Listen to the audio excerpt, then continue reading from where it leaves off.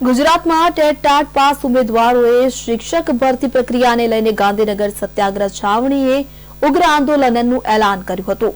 સત્યાગ્રહ છાવણી ઉમટે તે પહેલા જ પોલીસે અટકાયત કરતા ઉમેદવારો અને પોલીસ વચ્ચે ઘર્ષણના દ્રશ્યો સર્જાયા હતા।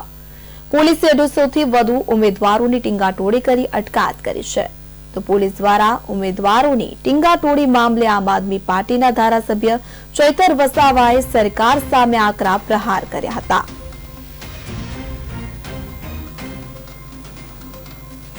ટેટ ટાટ પાસ ઉમેદવારો દ્વારા શાંતિપૂર્ણ રીતે પોતાની માંગણીઓને લઈને પ્રદર્શન કરી રહ્યા હતા, ત્યારે ગુજરાત પોલીસ દ્વારા બળ પ્રયોગ કરીને એમને ત્યાંથી બળજબરીપૂર્વક જે વર્તન વ્યવહાર એમની સાથે થયું છે, જેની અમે સખત શબ્દોમાં નિંદા કરીએ છીએ।